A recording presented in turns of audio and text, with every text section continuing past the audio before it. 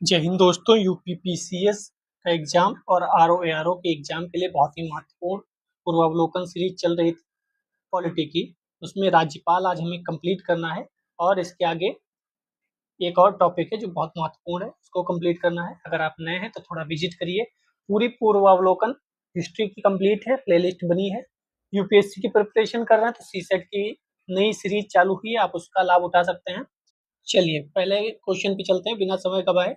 संविधान के मसौदे में निर्वाचित राज्यपालों के प्रावधानों की मूल योजना को छोड़ दिया गया था, क्योंकि इसका तात्पर्य होता है एक दूसरा निर्वाचन। निर्वाचन प्रमुख राजनीतिक मुद्दों पर लड़ा जाता है। निर्वाचित राज्यपाल अपने को मुख्यमंत्री से बड़ा मानता। राज्यपाल को संसदीय प्रणाली के अधीन ही कार्य करना था। तो संविधान के मसौदे में निर्वाचित राज्यपाल के प्रावधान की मूल योजना को छोड़ दिया गया था। क्यों कहा गया था कि राज्यपाल को निर्वाचित होकर यानी कि वोट पाकर नहीं आना है, बल्कि केंद्र के द्वारा मनोनीत किया जाना चाहिए। तो उसमें 1 2 3 नहीं है, बल्कि 1 3 4 है। दूसरा गलत है। राजनीतिक मुद्दों पर लड़ा जाता है, ऐसा कोई बात नहीं थी, लेकिन बाकी बातें सही हैं।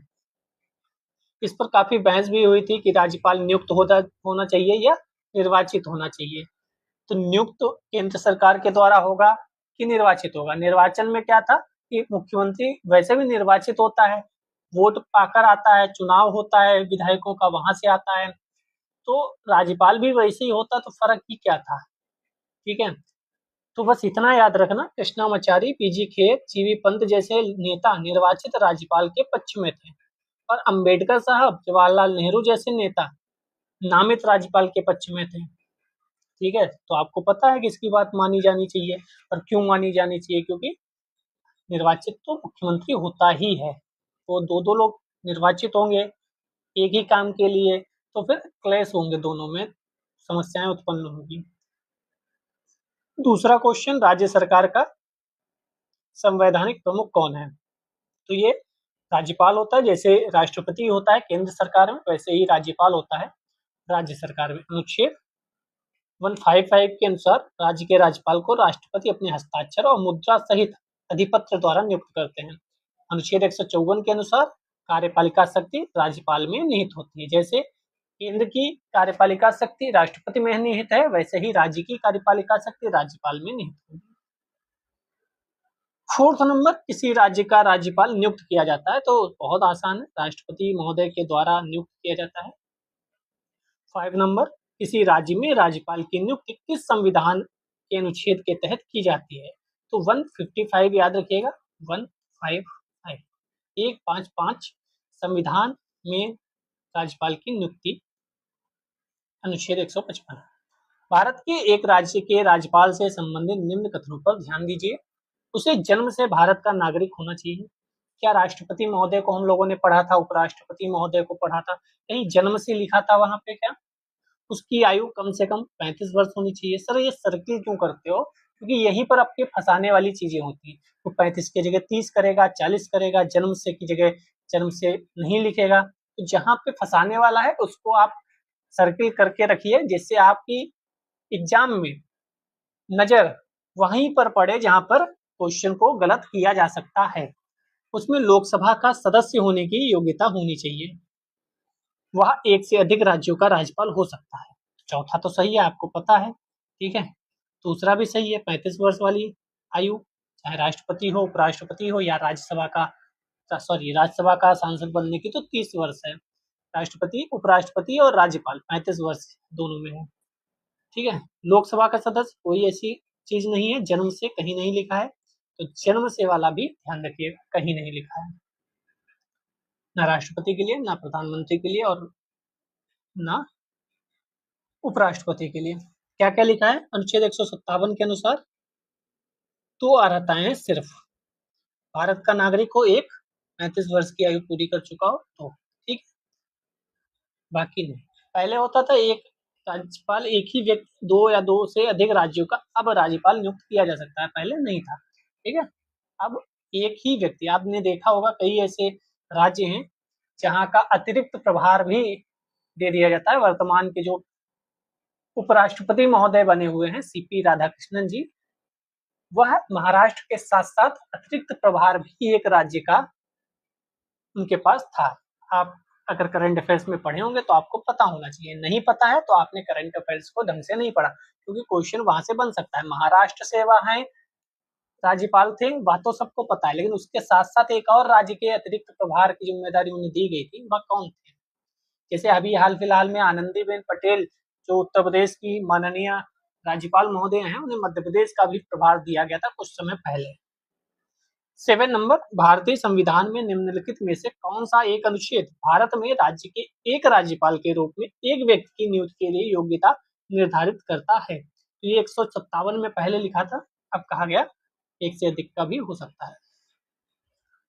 8 नंबर क्वेश्चन, बढ़िया क्वेश्चन है, ध्यान से देखिए। निम्न पर विचार कीजिए एवं नीचे दिए गए कूटों का प्रयोग करते हुए सही उत्तर का चयन कीजिए। नंबर 1, राज्यपाल अपना पद ग्रहण करने से पूर्व शपथ लेगा या प्रतिज्ञान करेगा? शपथ तो लेना ही पड़ेगा। दूसरा, शपथ या प्रतिज्ञान का प्रारूप भारतीय संविधान की तीसरी अनुसूची, आपको पता है कुछ लोगों की शपथ संविधान की तीसरी अनुसूची के तहत होती है, कुछ लोग उसमें से ऐसे हैं जिनकी अनुसूची 3 में शपथ नहीं लिखी है, जैसे राष्ट्रपति, उपराष्ट्रपति और एक लोग हैं, वो अभी हम बताएंगे। राज्यपाल उच्च न्यायालय के मुख्य न्यायमूर्ति या उनकी अनुपस्थिति में श्रेष्ठ या ज्येष्ठ न्यायाधीश के समक्ष शपथ या प्रतिज्ञान करेगा। शपथ या प्रतिज्ञान की प्रक्रिया भारतीय संविधान के अनुच्छेद 159 में दी गई है। अब यह अगर 159 में दी गई है तो तीसरी अनुसूची में क्यों दी गई होती? समझ रहे हैं आप? तो 159 में दी गई है तो तीसरी अनुसूची में थोड़ी दी गई होगी।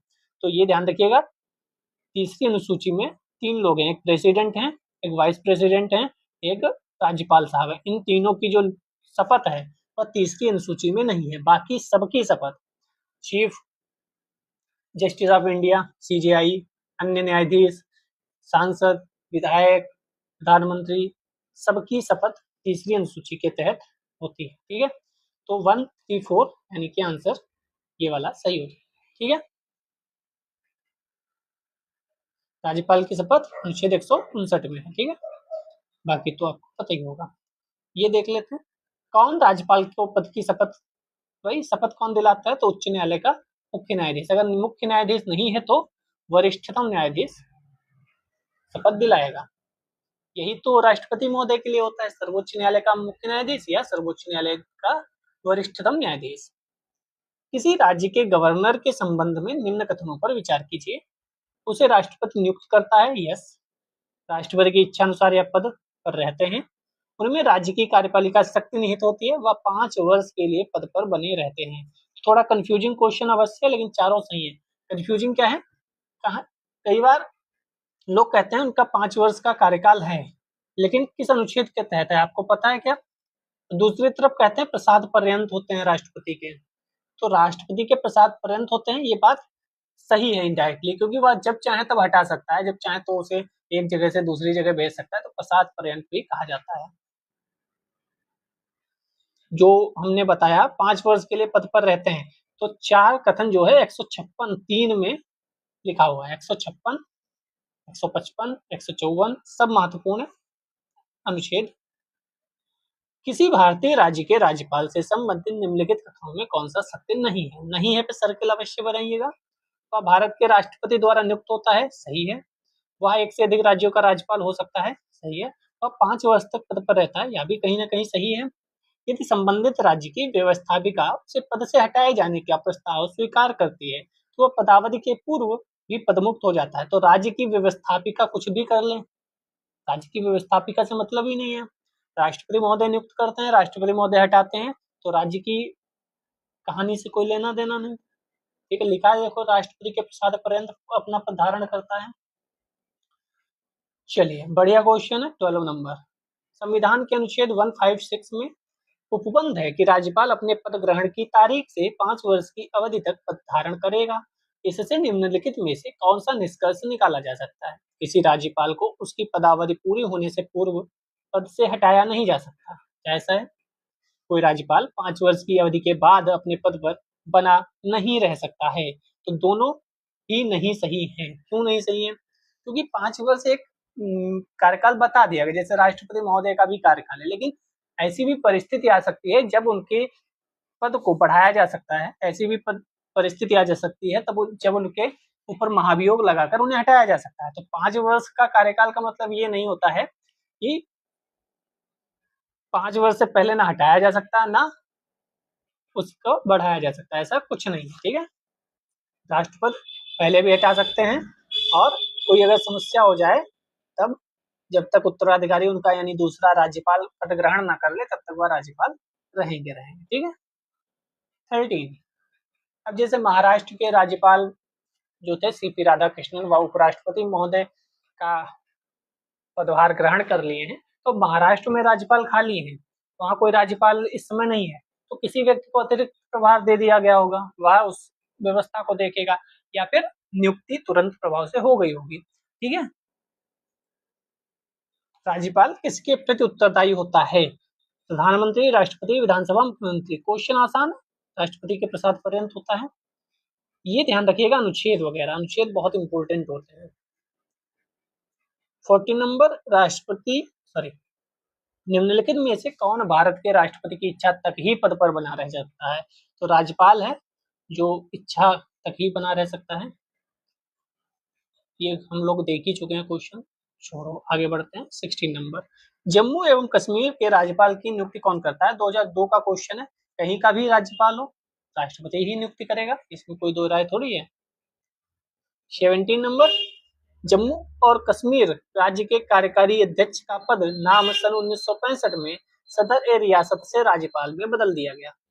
जम्मू कश्मीर राज्य के कार्यकारी अध्यक्ष का पद लोकसभा के प्रस्ताव द्वारा, राष्ट्रपति के एक कार्यकारी आदेश द्वारा।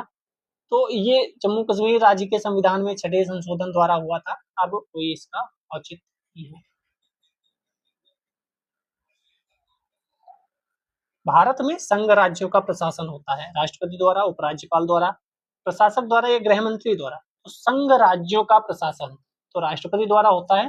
संघ राज्य 239(1) के अनुसार संसद द्वारा बनाई गई विधि द्वारा, अन्यथा उपबंधित के सिवाय प्रत्येक संघ राज्य क्षेत्र का प्रशासन राष्ट्रपति द्वारा किया जाएगा। वह अपने द्वारा ऐसे पदाविधान सहित जो वह विनिर्दिष्ट करे नियुक्त किए गए प्रशासक के माध्यम से कार्य करेगा। आप जानते हैं कई ऐसे राज्य हैं, केंद्र शासित प्रदेश हैं जहाँ प्रशासक की भूमिका कोई व्यक्ति निभा रहा होता है। कुछ ऐसे भी केंद्र शासित प्रदेश हैं जहाँ उपराज्यपाल महोदय के नाम से पद आपको दिखेगा। 19, केंद्र शासित प्रदेश लद्दाख का प्रथम लेफ्टिनेंट गवर्नर किसे नियुक्त किया गया? लेफ्टिनेंट गवर्नर, समझ रहे हो आप कहाँ? तो राधा कृष्ण माथुर साहब थे, बहुत इंपॉर्टेंट है। जब 370 हटा, जब जम्मू कश्मीर लद्दाख केंद्र शासित प्रदेश बने, तो पहले लेफ्टिनेंट गवर्नर, पहले उपराज्यपाल, दोनों जगह के आपको पता होने चाहिए। ठीक है, इन्हें हिंदी में उपराज्यपाल लिखने में आफत आ रही थी हिंदी में। ठीक है, हालांकि उपराज्यपाल ही बोला जाता है भारत में, प्रशासक या तो उपराज्यपाल, कुछ जगह प्रशासक है, कुछ जगह उपराज्यपाल है। लेफ्टिनेंट गवर्नर, आधे लड़का तो इसी में फंस जाएगा कि हमने तो फंस पढ़ा था उपराज्यपाल होते हैं, ये लेफ्टिनेंट गवर्नर कहाँ से आ गए?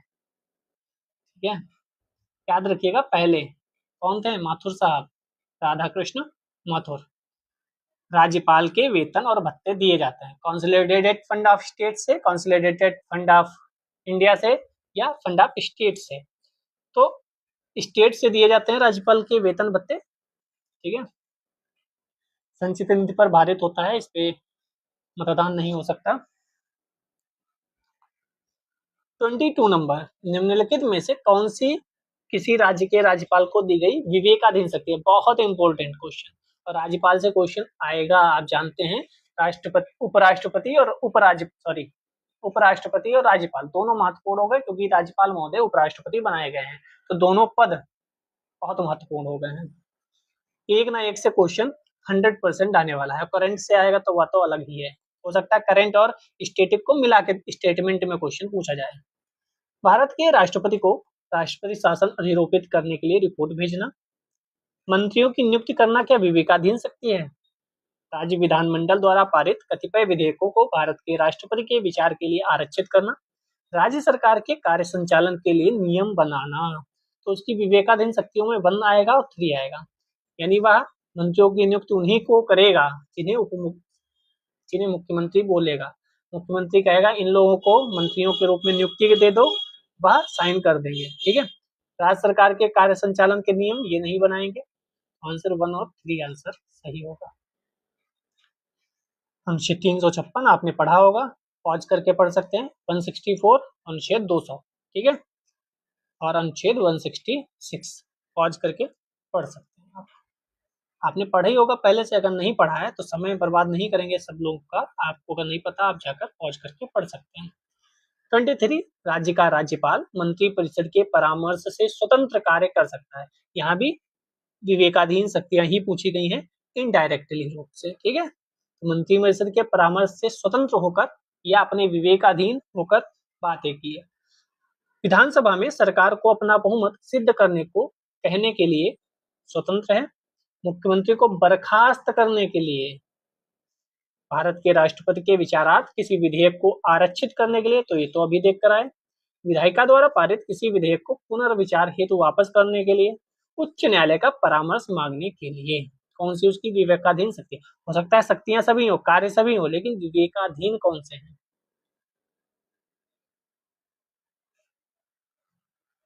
तो इसमें ए वाला सही होगा। 1 2 3 4, 1 सही, 2 सही, 3 सही, 4 सही। उच्च न्यायालय का परामर्श मांगना स्वतंत्र कार्य नहीं है मंत्रिपरिषद से। पढ़ लेते हैं, यहाँ से क्वेश्चन बन सकता है।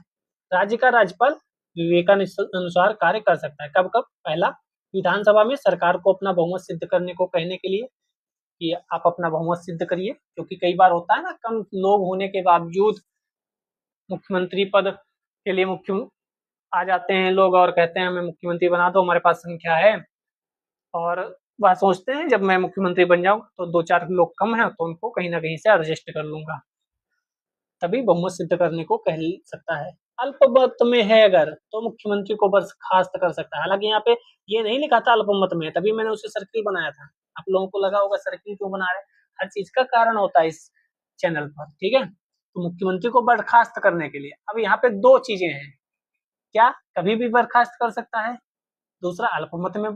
तो आप सही से क्वेश्चन पूछना शुरू करिए साहब, ये बीच के क्वेश्चन मत पूछा करिए कि डाउट हो लोगों को, ठीक है। तो अल्पमत में आए मुख्यमंत्री को बर्खास्त करने के लिए, ठीक है। किसी विधेयक पर अनुमति देने, ये तो सबको पता ही है। विधायिका द्वारा पारित किसी विधेयक को पुनर्विचार हेतु वापस करने के लिए। इसके अतिरिक्त राज्य में राष्ट्रपति शासन लगाने, विधानसभा के समय पूर्व विघटन जैसे अन्य संदर्भों में भी वह अपने विवेक का प्रयोग कर सकता है। उसे उच्च न्यायालय से परामर्श मांगने के लिए अधिकृत नहीं किया गया है, इसीलिए ये उत्तर सही है, ठीक है। क्योंकि देखो, पांचवा तो गलत ही है, तो उपयुक्त सभी हो नहीं सकता। यहाँ भी 5 है गलत है, यहाँ भी 5 है गलत है, तो सबसे सही आंसर क्या है? ए वाला आंसर है। इसीलिए ये दो अब किस रूप में आप ले रहे हो उससे फर्क ही नहीं पड़ रहा, क्योंकि दो तो सभी जगह है, तो उसका कोई औचित्य ही नहीं बचा अब तो ऐसे भी कई बार क्वेश्चन आएंगे जहाँ आपको लगेगा कि ये किस परिप्रेक्ष्य में कहा जा रहा है, तो आप देखिएगा कि उसके अलावा भी चीजें सही गलत करके आप आंसर तक पहुंच सकते हो। उस स्टेटमेंट का कोई वैल्यू नहीं होगा उस एग्जाम में, वह खाली आपको फंसाने के लिए डाला गया होगा। भारतीय संविधान के निम्न अनुच्छेदों में से किस एक के अधीन राज्यपाल राष्ट्रपति के विचार के लिए किसी विधेयक को आरक्षित कर सकता है? बहुत महत्वपूर्ण है। आर्टिकल 200 अभी ऊपर भी देखा था, तो आप बताओ आर्टिकल 100 किसका है, आर्टिकल 200 में क्या लिखा है, आर्टिकल 300 में क्या लिखा है, और 300 का में क्या लिखा है, का मतलब 300 ए। क्या अगर आपको ये चारों याद हैं तो आपकी तैयारी ठीक है, वरना समस्या है आपके अंदर। अनुच्छेद 201 के अनुसार जब कोई विधेयक राज्यपाल द्वारा राष्ट्रपति के विचारार्थ आरक्षित रख लिया जाता है, तब राष्ट्रपति घोषित करेगा कि विधेयक अनुमति देता है या अनुमति रोक लेता है। तो 200 201 भी महत्वपूर्ण है। संविधान के किस अनुच्छेद के अंतर्गत राज्यपाल, सेम क्वेश्चन अनुच्छेद 200, ठीक है, सेम क्वेश्चन में टाइम वेस्ट नहीं करेंगे। चलिए 26, किसी विधेयक पर संवैधानिक उपबंध के तहत राज्यपाल की सिफारिश अपेक्षित थी, किंतु बिना राज्यपाल की सिफारिश उसे राजस्थान विधानसभा में पुनः स्थापित किया गया और उसने पारित करके राज्यपाल को भेज दिया। अब राजस्थान का ही क्वेश्चन है, ऐसी घटना हुई थी। जहाँ राज्यपाल अनुमति देता है तो वह अधिनियम अविधिमान्य तो नहीं होगा। राज्यपाल संवैधानिक प्रावधानों के अतिक्रमण के आधार पर अनुमति देने से इनकार कर सकता है। राज्यपाल ऐसे विधेयक को राष्ट्रपति की अनुमति के लिए भेज सकता है।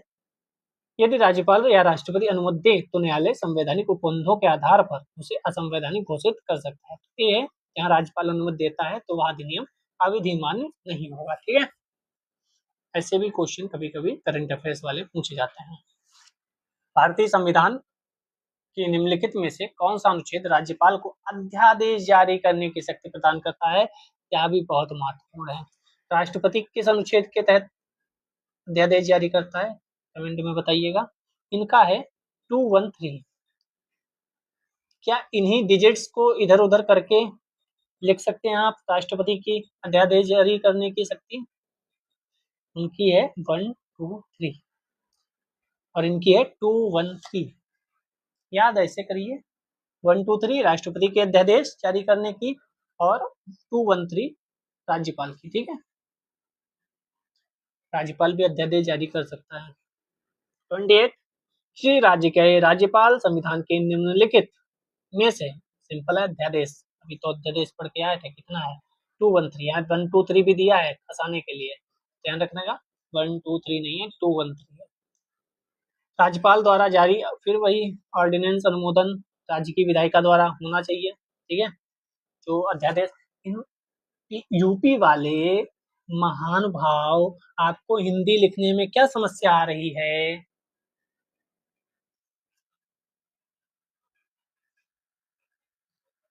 अध्यादेश नहीं लिखा जा रहा है इसमें, ऑर्डिनेंस में अध्यादेश ही तो होता है। देखो क्या दिक्कत है भाई यूपी में हिंदी लिखने में?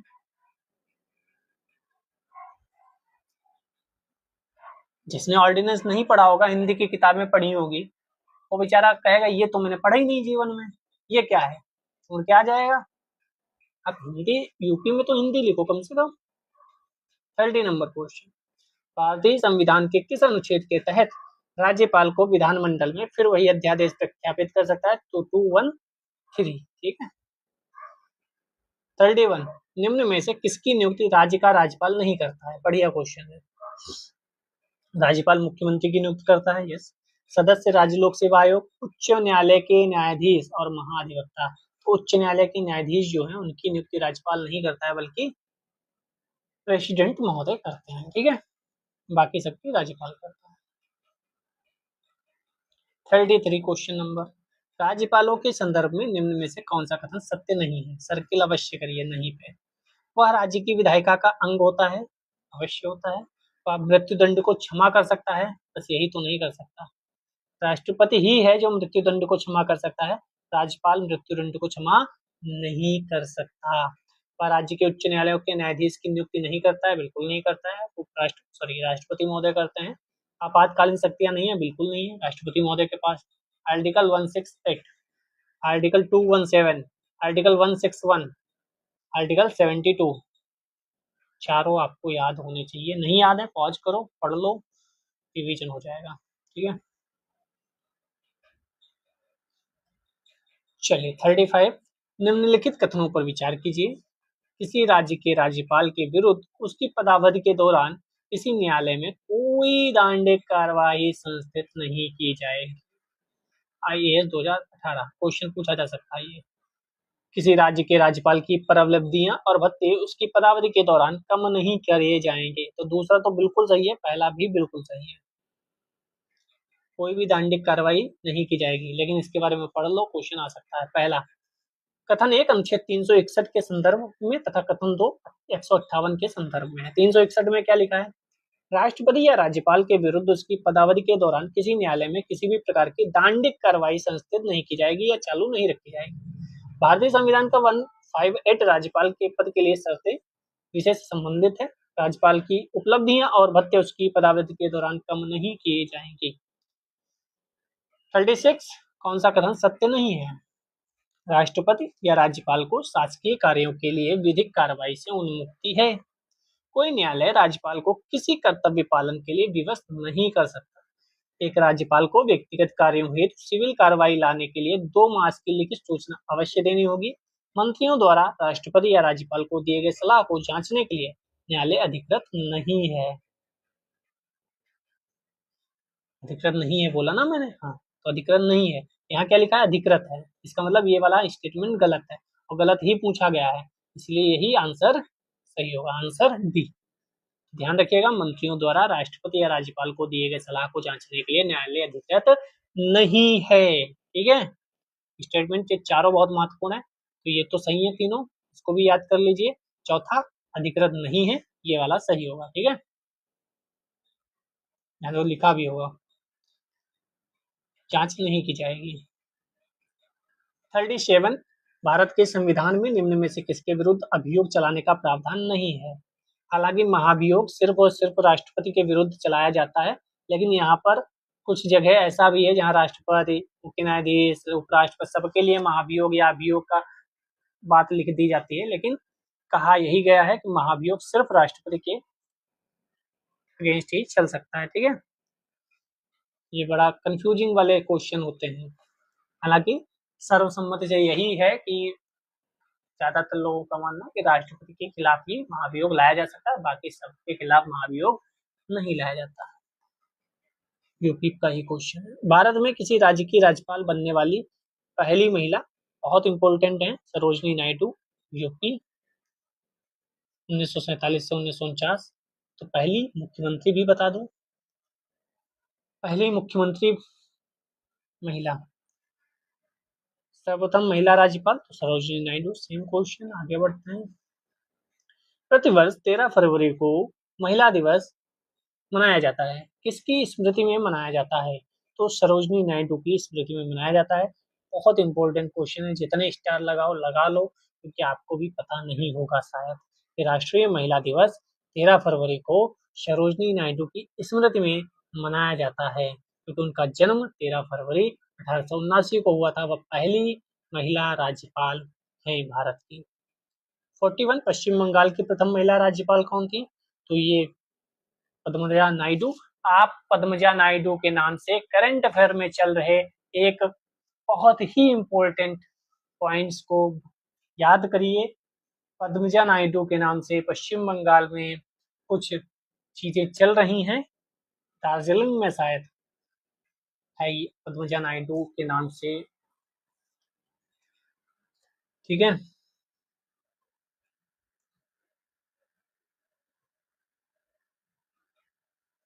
विजय लक्ष्मी पंडित महाराष्ट्र की पहली महिला राज्यपाल। मध्य प्रदेश के निम्नांकित राज्यपालों में कौन हरियाणा के मुख्यमंत्री भी रहे हैं। तो भगवत दयाल शर्मा, हमसे नहीं पूछा जाएगा। राजस्थान के राज्यपाल जिन्हें बर्खास्त कर दिया गया, उस समय का क्वेश्चन था। हाँ, ये बढ़िया क्वेश्चन है। निम्नलिखित में से किस एक का यह सुझाव था कि राज्यपाल को उस राज्य के बाहर का एक प्रतिष्ठित व्यक्ति होना चाहिए और उसे एक तटस्थ व्यक्ति होना चाहिए, जिससे गहन राजनीतिक जुड़ाव ना हो, हाल के पिछले वर्षों में राजनीति में भाग नहीं लिया हो। तो ये किसका मानना था। तो सरकारी आयोग का मानना था कि राज्यपाल उस प्रदेश का नहीं होना चाहिए। ठीक है, दूसरे प्रदेश का हो और उसका राजनीति से लेना देना ना हो तो ज्यादा बढ़िया है। अब चलते हैं राज्य विधानमंडल एवं मंत्री परिषद की तरफ। यहाँ भी क्वेश्चन बहुत आते हैं, यहाँ भी बहुत महत्वपूर्ण टॉपिक होता है। पहला क्वेश्चन, भारतीय संविधान के अनुसार राज्यों की विधायिका में कौन कौन सम्मिलित हैं। विधान परिषद एवं राज्यपाल, विधानसभा एवं विधान परिषद, विधानसभा राज्यपाल, राज्यपाल विधानसभा विधान परिषद, जहाँ इसका अस्तित्व है। तो ये तीनों गलत है, चौथा सही है। ठीक है, वरना तो विधानसभा और राज्यपाल भी सही होना चाहिए। अगर ऑप्शन ऐसा है तो हम तीनों चार दोनों लगाएंगे, क्योंकि जहाँ विधान परिषद नहीं है वहां विधानसभा और राज्यपाल भी सही होगा। अनुच्छेद 168, जहाँ विधानसभा है और गवर्नर है वहां इन दोनों से मिलकर बनेगी, जहां विधान परिषद भी है वहां इन तीनों से मिलकर बनेगी। तभी आंसर 3 और 4 सही होगा, क्योंकि ज्यादा सटीक वही है। दूसरा, भारत में राज्य विधान पालिकाओं का उच्च सदन कौन सा है। तो उच्च सदन विधान पालिका समिति होती है, नहीं,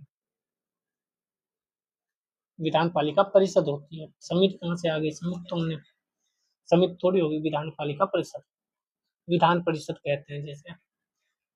राज्य विधान परिषद का प्रावधान भारतीय संविधान के किस अनुच्छेद में कहा गया है। तो 171 में कहा गया है। 6 राज्य ऐसे हैं जहां विधान परिषद है वर्तमान में।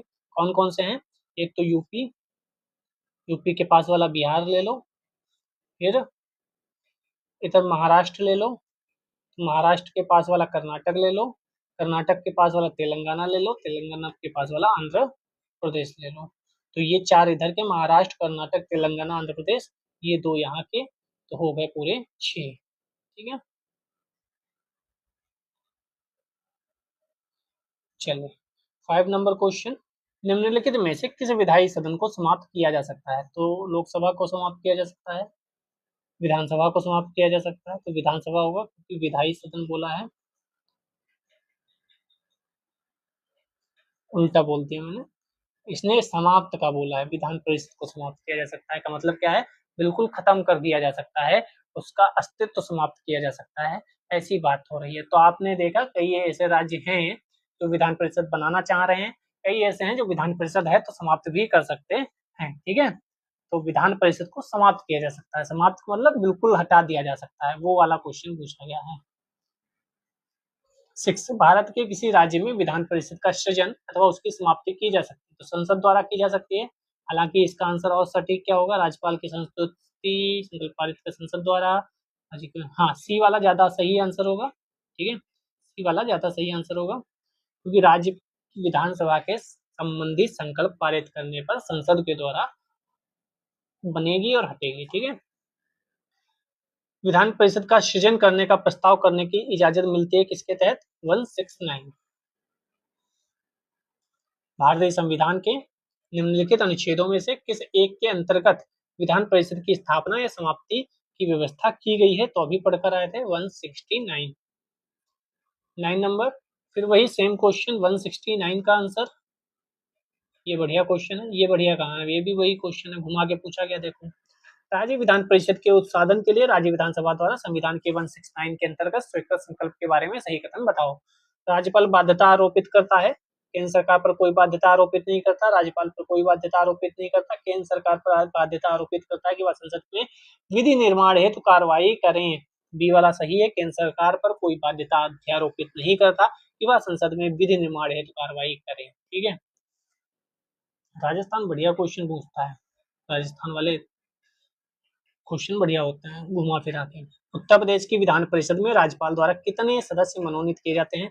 बढ़िया क्वेश्चन है, 1/6, 1/10, 1/10, 1/10 ही होते हैं, क्योंकि 100 सीट है, 10 लोगों को वह मनोनीत करता है, 1/10 होगा, ठीक है।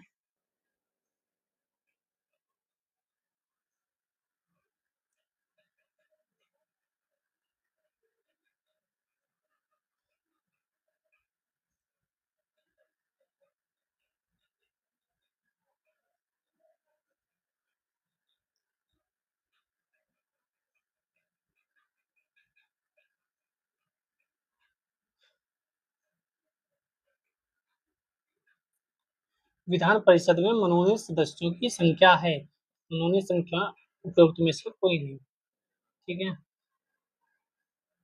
क्योंकि 1/10 उत्तर प्रदेश में।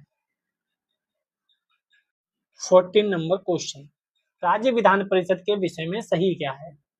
कार्यकाल 6 वर्ष होता है? नहीं, विधान परिषद में आए हुए लोगों का, सदस्यों का कार्यकाल 6 वर्ष होता है, विधान परिषद का कार्यकाल 6 वर्ष नहीं होता है, क्योंकि वह एक स्थायी सदन है, ठीक है। यह भंग नहीं हो सकती, बिल्कुल भंग नहीं हो सकती। 1/6 स्थानीय संस्थाओं द्वारा निर्वाचित होते हैं? नहीं। 1/6 सदस्य विधानसभा द्वारा निर्वाचित होते हैं? सही नहीं है। 2 और 3 किसमें मिल रहा है? 2-3, 2-3, 2-3, यहाँ मिल रहा है 2-3, 6। 1/3 सदस्य सेवानिवृत्त होते हैं दूसरे वर्ष, हाँ, राज्यसभा की तरह। 8 सही है, इसके सदस्यों का कार्यकाल 6 वर्ष होता है, यस, सदस्यों का कार्यकाल 6 वर्ष होता है, इसका कार्यकाल 6 वर्ष नहीं होता है। आंसर हो जाएगा सी, चेक कर लेते हैं, यस, ठीक है।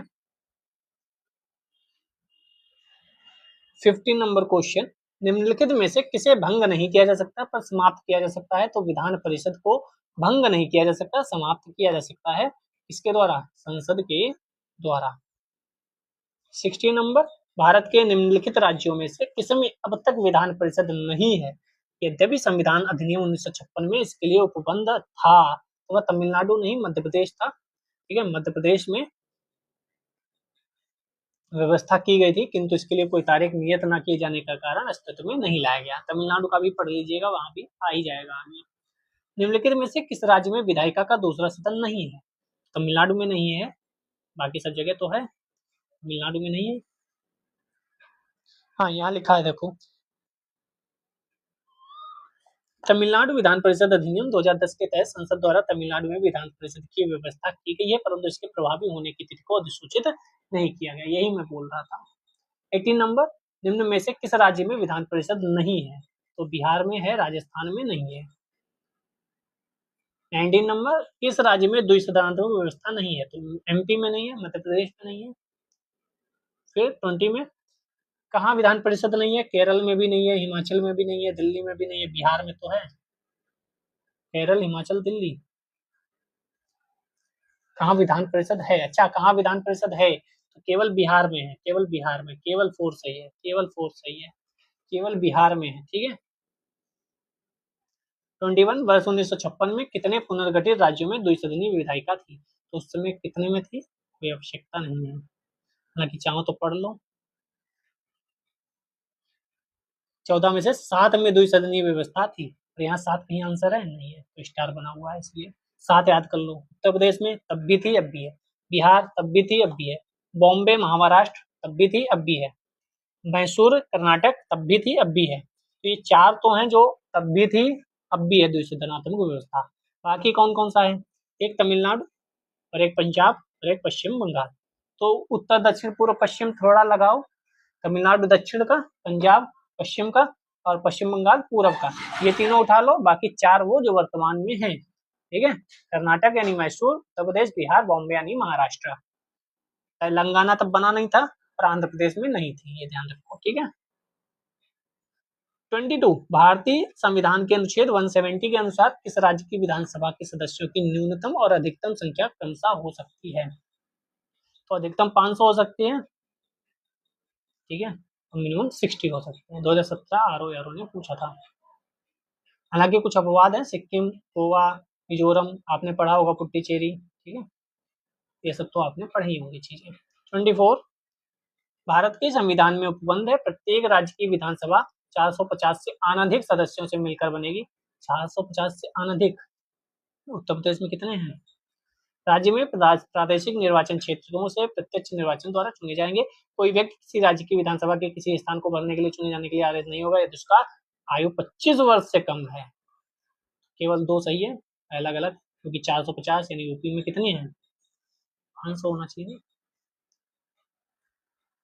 25, भारत के किसी राज्य की विधानसभा में अधिकतम कितने सदस्य हो सकते हैं? कितने सदस्य हो सकते हैं? 500 हो सकते हैं। 26, भारतीय संविधान के निम्नलिखित अनुच्छेदों में से कौन राज्य की विधानसभाओं के निर्वाचन का प्रावधान प्रस्तुत करता है? तो 170 अनुच्छेद में ऐसा लिखा हुआ है, आप अनुच्छेद अवश्य पढ़कर जाएं। 27, विधानसभा के सदस्य के लिए न्यूनतम आयु 25 वर्ष है, ठीक है, 25 वर्ष। 28, राज्य विधानसभाओं में आंग्ल भारतीय समुदाय के प्रतिनिधित्व का प्रावधान भारत के संविधान के किस अनुच्छेद में किया गया है? किया गया था, अब ऐसा कोई प्रावधान नहीं है। ठीक है। 29, इस राज्य विधानसभा की सर्वाधिक सदस्य संख्या है? उत्तर प्रदेश को कौन हराएगा? कोई नहीं हराएगा। सदस्य संख्या उत्तर प्रदेश में कितनी है? 403 है। राज्यों में विधानसभा के सदस्यों में सर्वाधिक, लोकसभा में सर्वाधिक उत्तर प्रदेश, राज्यसभा में सर्वाधिक उत्तर प्रदेश, विधानसभा में सर्वाधिक उत्तर प्रदेश, विधान परिषद में सर्वाधिक उत्तर प्रदेश, क्योंकि हमारी संख्या ही ज्यादा है। निम्नलिखित भारतीय राज्यों में से किसकी राज्य विधानसभा में सदस्यों की संख्या अधिक है? इसमें से किसकी अधिक होनी चाहिए? आप खुद बताओ। अरुणाचल की, हिमाचल की, मणिपुर, मेघालय? सिंपल सी है, हिमाचल प्रदेश इधर है, बाकी सब उधर पूर्व, नॉर्थ ईस्ट, उत्तर पूर्वी राज्य है जहाँ कमी होनी चाहिए। राज्य विधानसभा के निर्वाचन का संचालन करता है, राज्य विधानसभा के निर्वाचन का संचालन करता है, तो ये भारत का निर्वाचन आयोग करता है। ठीक है, कुछ लोग राज्य का निर्वाचन आयोग लगा देंगे, तो ये नहीं करता है, ध्यान रखिएगा। भारत का निर्वाचन आयोग केंद्र का चुनाव, राज्य का चुनाव, राष्ट्रपति का चुनाव, उपराष्ट्रपति का चुनाव। ठीक है, 324 याद रखिएगा, क्वेश्चन पूछा जा चुका है पीसीएस में। निम्नलिखित में से कौन एक राज्य के विधानमंडल के किसी सदस्य की निर्भरता से संबंधित किसी प्रश्न का विनिश्चय करने हेतु तो अंतिम सत्ता है? तो कौन होना चाहिए? राज्यपाल। एक राज्य के विधानमंडल के किसी सदस्य के निरहरता से संबंधित किसी प्रश्न का विनिश्चय, और 192, ठीक है, अनुसार। अगर दल बदल की बात है तो सभापति, यानी विधान परिषद का सभापति या विधानसभा का अध्यक्ष, वह फैसला लेंगे। 33 नंबर, विधानसभा के सदस्यों की निर्भरताओं से संबंधित प्रश्नों पर अंतिम विनिश्चय किसके द्वारा किया जाएगा? अभी देख कर आए थे, राज्यपाल द्वारा। यही क्वेश्चन आते हैं रिपीट होके, ठीक है। नए क्वेश्चन कोई बहुत बनाएंगे कहाँ से? संविधान वही है, पॉइंट्स वही है, राज्यपाल वही है, तो पॉलिटी में बहुत ज्यादा नए क्वेश्चन बनने की संभावना कम होती है, और हिस्ट्री में भी। दोनों की मैंने PYQ करा रखी है, बस आपको देखना है। यदि किसी राज्य की विधानसभा का अध्यक्ष पद त्यागना चाहे तो उसे अपना त्यागपत्र किसे देना पड़ेगा? तो वैसे ही है जैसे लोकसभा का अध्यक्ष उपाध्यक्ष को देता था त्यागपत्र, उपाध्यक्ष अध्यक्ष को त्यागपत्र देता है, वही यहाँ भी कहानी है, अध्यक्ष उपाध्यक्ष को त्यागपत्र देगा और उपाध्यक्ष अध्यक्ष को, ठीक है। 35, निम्नलिखित कथनों पर विचार कीजिए, कर लेते हैं। विधानसभा का अध्यक्ष यदि विधानसभा का सदस्य नहीं रहता है तो अपना पद रिक्त कर देगा। जब कभी विधानसभा का विघटन किया जाता है तो अध्यक्ष अपने पद को तुरंत रिक्त कर देता है। केवल वन सही है, ठीक है। विधानसभा का अध्यक्ष यदि विधानसभा का सदस्य नहीं रहता है तो अपना पद रिक्त कर देगा, लेकिन ऐसा नहीं है। विधानसभा विघटित हो जाएगी, तुरंत पद रिक्त नहीं होगा। नया राज्यपाल नया जब अध्यक्ष बन जाएगा तब वह अपना पद हटेगा, ठीक है। विधानसभा का विघटन किया जाता है, विघटन के पश्चात होने वाले पुनः निर्वाचित विधानसभा के प्रथम अधिवेशन के ठीक पहले अध्यक्ष अपने पद को रिक्त नहीं करेगा, क्योंकि अध्यक्ष का होना आवश्यक है।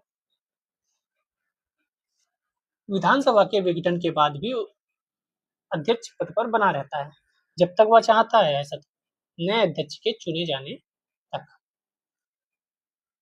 हालांकि इससे बेहतर आंसर ए वाला है, आंसर वह भी ठीक है, लेकिन ज्यादा अच्छा आंसर पहला है। विधानसभा के विघटन के बाद गठित विधानसभा की पहली बैठक के ठीक पूर्व तक। सेम वही जो केंद्र में होता है। 37, राज्य की विधानसभा के सत्रावसान का आदेश किसके द्वारा दिया जाता है? सत्रावसान तो राज्यपाल ही करेंगे, जैसे राष्ट्रपति करते हैं वैसे ही, ठीक है। 38, भारत के किसी राज्य की विधानसभा के संदर्भ में निम्नलिखित कथनों पर विचार कीजिए। वर्ष के प्रथम सत्र के प्रारंभ में राज्यपाल सदन के सदस्यों के लिए रूढ़िगत संबोधन करता है। क्या राष्ट्रपति भी ऐसे ही करता है? कि जब किसी विशिष्ट विषय पर राज्य विधानमंडल के पास कोई नियम नहीं होता तो उस विषय पर वह लोकसभा के नियम का पालन करता है। दोनों सही है, 1B 2B। वर्ष के प्रथम सत्र के पहले राज्यपाल संबोधित करेगा। आर्टिकल 176 और आर्टिकल 208 दोनों महत्वपूर्ण है। पॉज करिए, पढ़िए, पॉज करिए, पढ़िए, क्योंकि सबका समय बर्बाद करने से कोई फायदा नहीं। आपको अगर रिवाइज करना है तो आप पढ़ सकते हैं। मध्य प्रदेश विधानसभा की कार्रवाई का सही क्रम चुने। निधन संबंधी उल्लेख, राज्यपाल का अभिभाषण, शपथ या प्रतिज्ञान, मंत्रियों का परिचय। ये MP स्पेशल क्वेश्चन है, आप चाहो तो छोड़ भी सकते हो। B होगा, 3 होगा, फिर 2 होगा, फिर 4 होगा, फिर 1 होगा। तो 3 होगा, शपथ होगा पहले, फिर राज्यपाल का अभिभाषण होगा, फिर मंत्रियों का परिचय होगा, फिर नियम संबंधी उल्लेख होगा, निधन संबंधी उल्लेख होगा। 40 नंबर क्वेश्चन, राज्य विधानमंडल की बैठक आयोजित करने के लिए कोरम कितना होता है? तो 1/10 होता है कोरम। कहीं पे है 10 सदस्य या कुल सदस्य का 10वां हिस्सा जो भी अधिक हो, तो 1/10 याद रखिए, लोकसभा में भी और यहाँ भी, ठीक है। कोरम गणपूर्ति। राजस्थान विधानसभा की प्रक्रिया का कार्य, राजस्थान स्पेशल छोड़ सकते हैं। 43, राज्य की संचित निधि का संचालन किया जाता है। संचित निधि का संचालन कौन करता है? राज्यपाल करेगा, वित्त मंत्री करेगा, या मुख्यमंत्री करेगा? प्रयुक्त में से कोई नहीं। क्यों? ये राज्य विधानमंडल द्वारा संचालन होता है। संचित निधि से कितना पैसा निकालना है, कितना कहाँ खर्च करना है, सेम लोकसभा की तरह। निम्नलिखित में से कौन एक राज्य की आकस्मिक निधि की स्थापना के लिए उत्तरदायी है? तो वहां तो राष्ट्रपति महोदय थे, यहाँ किसी राज्य का विधानमंडल होता है, ठीक है। क्योंकि राज्य की आकस्मिकता निधि की बात की गई है, वहां केंद्र की थी, ठीक है। अनुच्छेद 267 के अनुसार राज्य की आकस्मिकता निधि। पढ़ लेते हैं ये भी क्वेश्चन। 45, भारतीय संविधान के अनुच्छेद 162 के शीर्षक के संबंध में निम्न में से कौन सा सही है? देखो अनुच्छेद 162 पूछ लिया है, 162 में क्या है? कार्यपालिका है क्या? हाँ, राज्य की कार्यपालिका की शक्ति का विस्तार है। तो अनुच्छेद 162 में राज्य की कार्यपालिका शक्ति के विस्तार संबंधी उपबंध दिए गए हैं। तो अनुच्छेद भी पूछे जाते हैं। धन विधेयक के अतिरिक्त एक विधेयक जो विधानसभा ने प्रथम बार पारित कर दिया हो, विधान परिषद में कितने माह तक पड़ा रह सकता है? विधानसभा ने पारित कर दिया, विधान परिषद में गया, कितने दिन तक विधान परिषद में रह सकता है? उसके बाद पुनः उसे या तो भेजो या वह पारित हो जाएगा। 3 माह से अधिक तक नहीं, 3 महीने मैक्सिमम, इससे अधिक तक नहीं रोक सकते।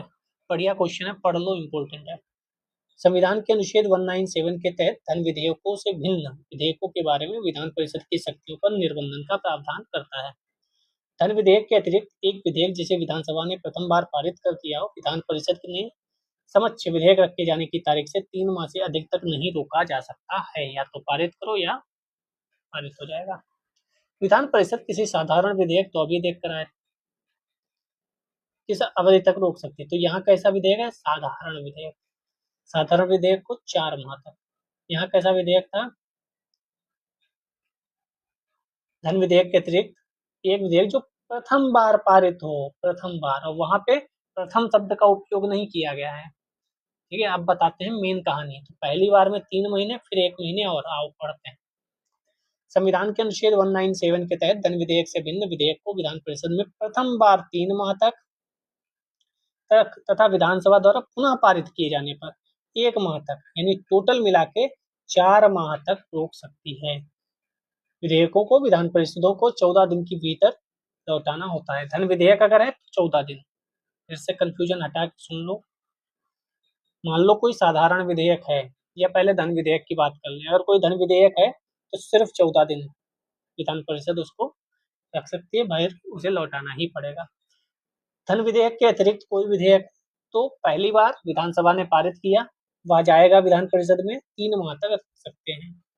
फिर विधानसभा में आएगा, विधानसभा ने फिर पारित कर दिया एक ही विधेयक को 2 बार, फिर विधान परिषद में जाएगा तो सिर्फ वह 1 माह तक रख सकते हैं। टोटल मिलाकर 4 माह, और प्रथम बार अगर पूछे तो 3 माह। क्वेश्चन में कंफ्यूजन मत रखिएगा, इंपॉर्टेंट क्वेश्चन है। राज्य में धन विधेयक प्रस्तुत किया जा सकता है तो सिर्फ और सिर्फ विधानसभा में, ऐसे ही सिर्फ और सिर्फ लोकसभा में। राज्यसभा और विधान परिषद में धन विधेयक नहीं प्रस्तुत किया जा सकता। 49, यदि बजट विधानसभा में पूरा स्थापित होने के पूर्व खुल जाए तो क्या होगा? बजट विधानसभा में पूरा स्थापित होने के पूर्व खुल जाए तो वित्त मंत्री को त्यागपत्र देना होगा।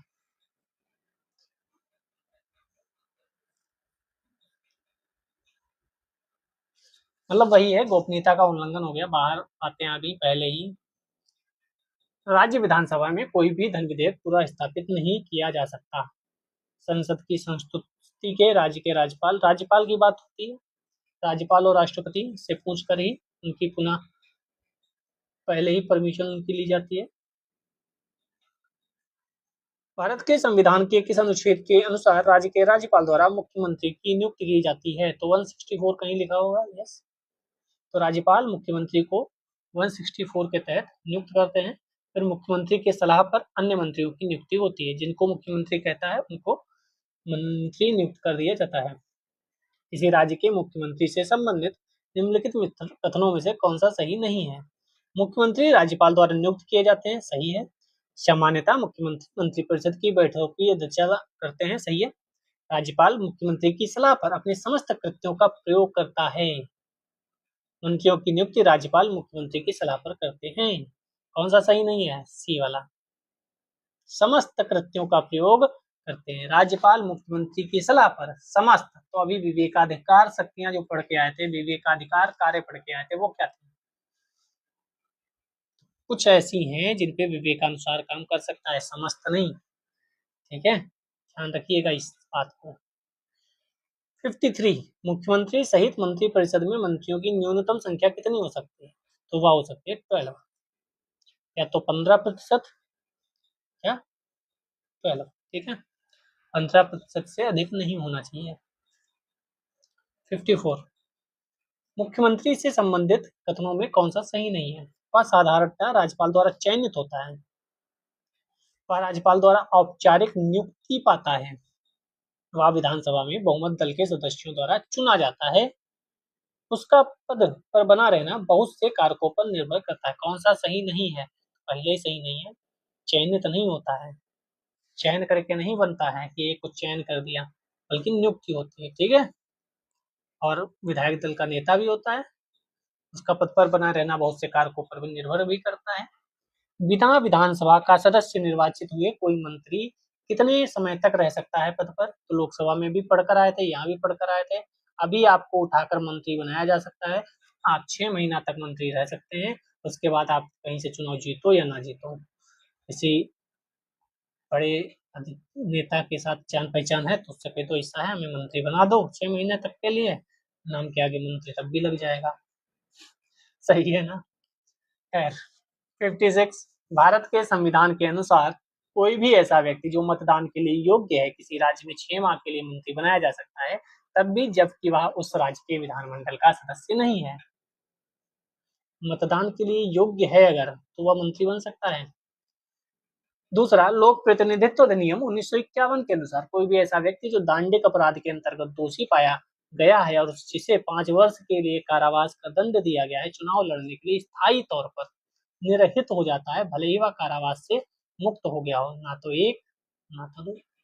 अगर मान लो मेरी उम्र 19 वर्ष है, तो मैं मतदान करने के लिए तो योग्य हूँ, लेकिन क्या मंत्री बनने के लिए योग्य हूँ? है ना कंफ्यूजन?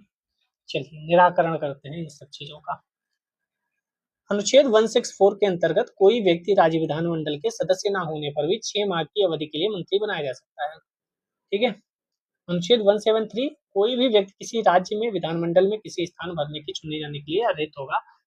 कौन कौन सा? भारत का नागरिक हो, निर्वाचन आयोग द्वारा किसी व्यक्ति के समक्ष तीसरी सूची में शपथ लेना चाहिए, कम से कम 25 वर्ष की आयु, और विधान परिषद में 30 वर्ष की आयु।